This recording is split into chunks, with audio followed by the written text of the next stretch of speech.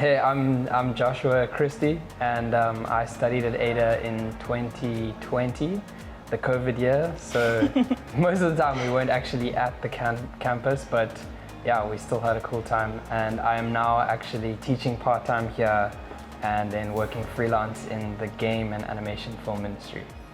Yeah.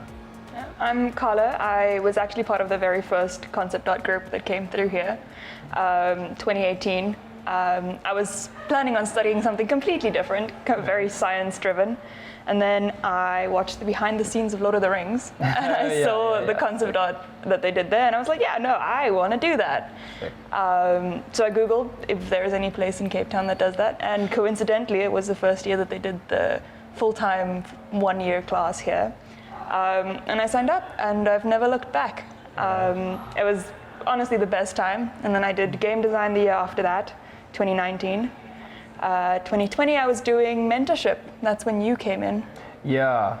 So yeah, I actually started drawing, I think when I was in like the 3rd grade. Oh my goodness. So it's always been a thing that I wanted to do. I actually studied at another college before, studied multimedia, so it gives like a good base, but then like halfway through I was like, actually all I want to do is draw and paint. But I didn't actually know anything about concept art or even that it was an industry in itself, you know? So I actually I think it was the Animation Fest, I think I met Andrew, he's the course designer, and we just like hit it off straight away. And I was like, so you can draw and paint only for a living. I don't need to like and get paid. Wow. And get paid, and I don't need to work in like all these weird graphic other places. Yeah. Else. Horrible at fonts. Really bad at fonts. Yeah. So that's sort of So that's how I sort of came upon the course, and I think the ethos of the place. Like I think back then it was called Friends of Design. I think before it changed, and just that name alone really spoke to what the campus was about and the people at the campus, like what they were about.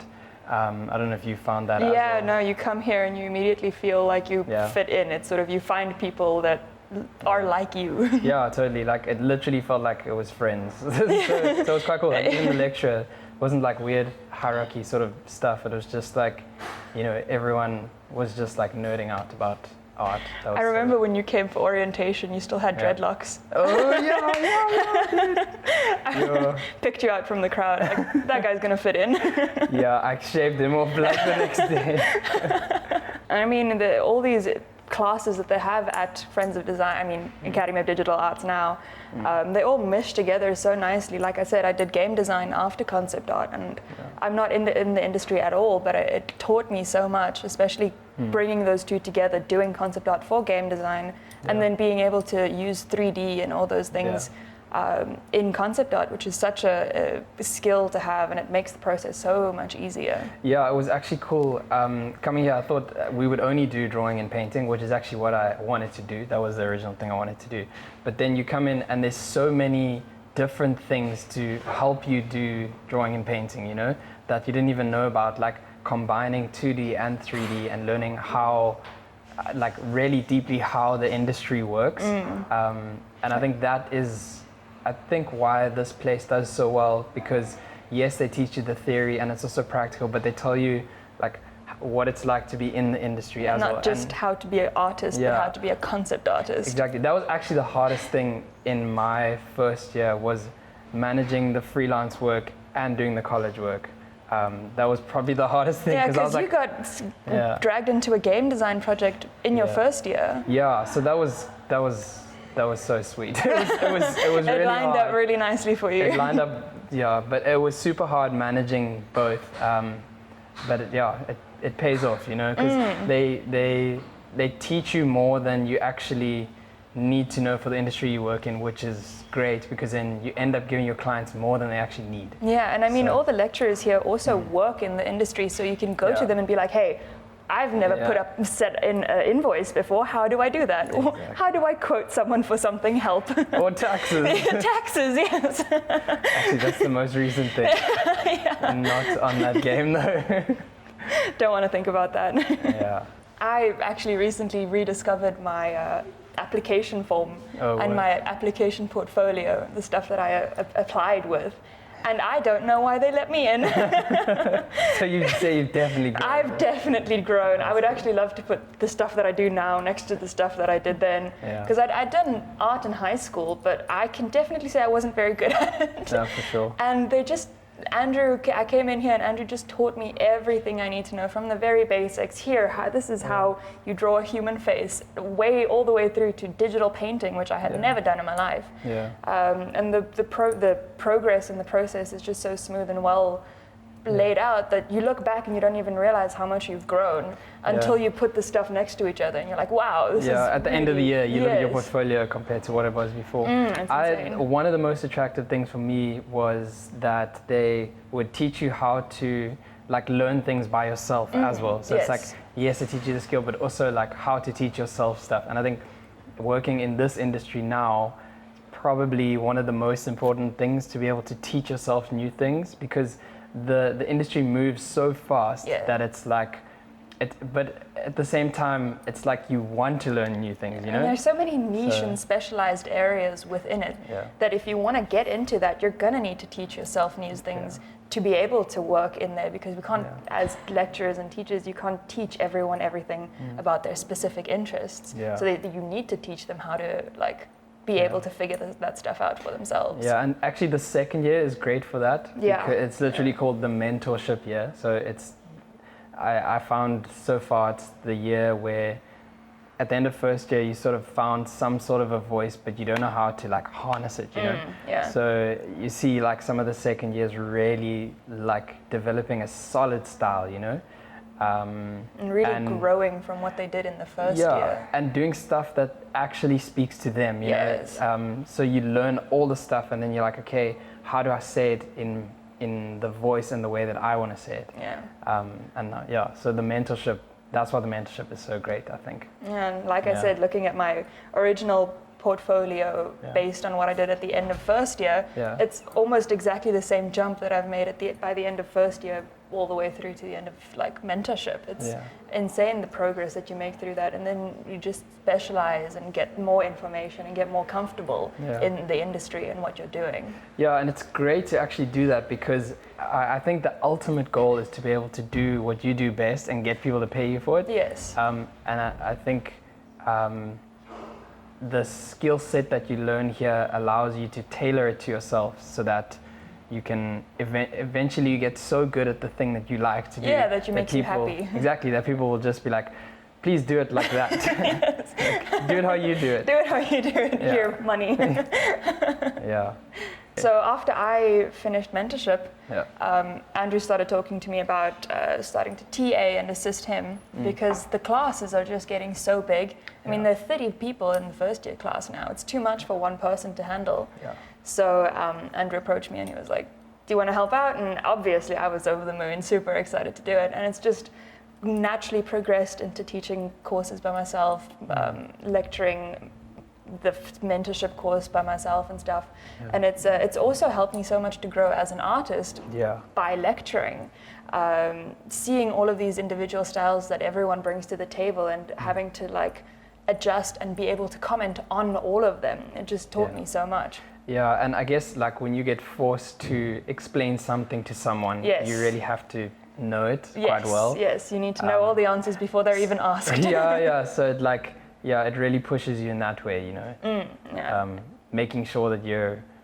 So I think that's also one of... If someone is wanting to get into the course, I think the best thing you could do is probably just study fundamental stuff. And we do go deeply over the fundamental stuff in first year. But I think if anyone is wanting to sort of get a head start on before coming to the course, I think studying fundamental stuff like perspective and anatomy, like drawing and anatomy, and most fun, and like basic lighting, basic values. If you just understand that stuff like generally, I think you'll be like, you know, you'll be golden. If you're unsure about where the concept art is for you, we could obviously do the short course, which you're lecturing. Yeah. It's an evening class, runs I think 3 days a week, so it's very, very nice for people that are currently in other industries, if that happens to be the case, and they want to do something in the evenings, just test out, take the concept art industry for a test drive. For sure. The short course is definitely the way to go. And then if you happen to fall in love with it, the first year is there, and then the second year as well. And a third year coming. Hopefully when people watch this, there will be a third year. Concept art degree, coming soon.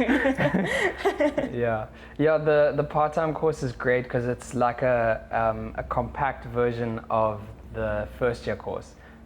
So we cover everything, and then if you do decide to do the first year, if someone does decide to do the first year after that, you already have like a solid foundation, you know, and you know where we're sort of going.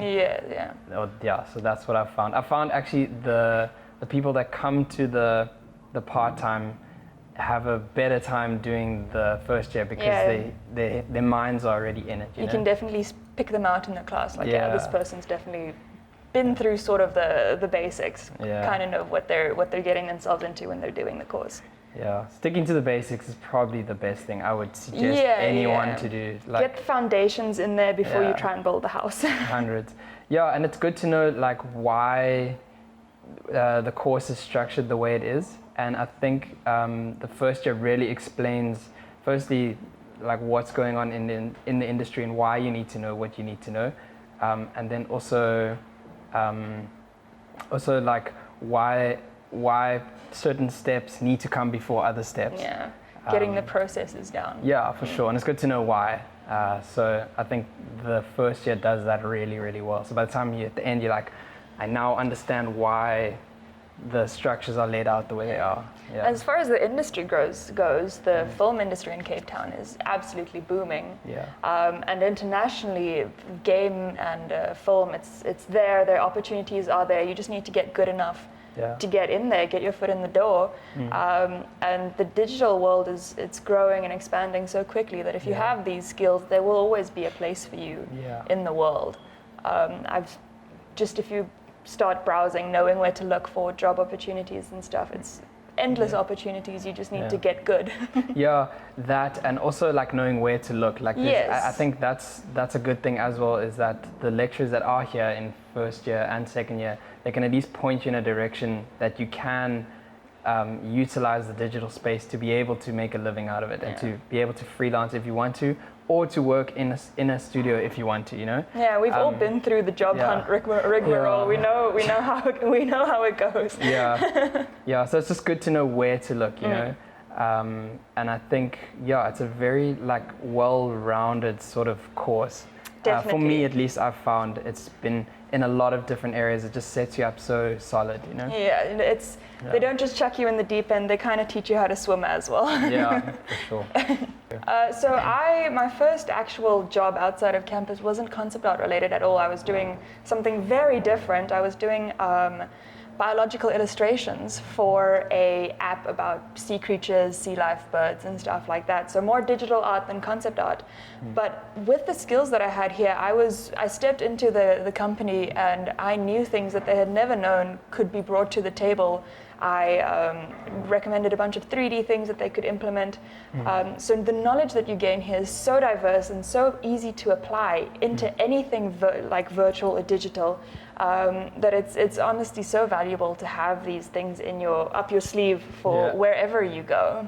Yeah, for sure. Yeah, it was actually, I was incredibly excited to step into the industry, partly because I stepped into it while doing the first year course. So I was working, initially coming in, I didn't really know specifically which area I wanted to be in, but naturally it just lent towards game development. And like halfway through, that was sort of the jobs that I was getting. So managing both was quite hard. So when I stepped out, I felt I was so ready to work as a freelancer in the industry. Yeah, you've gained all that. And what was cool, actually one of the greatest things I learned here was learning how to work really efficiently and really fast as well. Like faster than people even know or want you to work, you know. So the clients that I have had, the deadlines that they want me to give the work back to them, it would be like half of that. Yeah, and so, yeah. you know what to spend time on and what not to spend time on. Yeah. Where your time is valuable and where it's wasted. Yeah, so I was just incredibly excited, actually. I was just you were like, excited and I was ready so to keen, go. and now I'm back here, so it's like keen to You leave went and- out and then you came back. Yeah, they always rope you back. I also, like when I finished my first year, I was like, I don't want to leave. Yeah, that's partly why I did game design. I just didn't want to leave college. I didn't want to leave campus. It's my home. It's where I want to be. Yeah, for sure. To be a creative, for me at least, it just talks to being like a human. I think for me, humans by nature are creative. I think that's what makes us different to other species. So I think the most obvious forms of creativity you see nowadays is the game we're in, which is like digital arts and dramatic arts and the arts, so to say. But I think there are so many different forms of creativity that it's too simplistic to put it into one thing. So I think the more creative I can become, the more human I can become, and for me at least, it brings me way more into like reality. The cool part about being here is you get so much space to be creative. Yeah. So it's like, yes, I'm allowed to be allowed the time and space to be more creative in this industry that we work in, but I find it just goes into other parts as well. So there's so many, it lends itself to so many different spaces in my life that therefore become creative. Yeah, I mean, I guess it leans into I create, therefore I am. Yeah. If you want to get philosophical Simplify about that it. whole thing I said. Don't listen to what I said. It's like, that's basically. For me, I don't really have much of a style, I guess. I lean into whatever looks pretty to me. Like if I see something that looks pretty, I want to make it. If I can make it pretty, then I'm happy, and then I feel like that's mission success. Yeah, totally. I think like an art style is just the way you make decisions.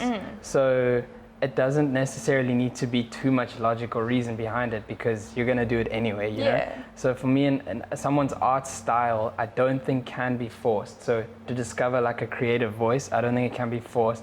I think it's just the more you spend time in the industry and the more you know like the basics, the easier it is for you to make those decisions. Because in a painting, you're making thousands of decisions every brushstroke, and it's too much to think too hard about it. You just want to like flow. Every one of those decisions is your style, and you don't need to try and push yourself into having something that's unique and recognizable, like Loish or Ross Tran. Yeah. Whatever makes you happy, that is your style.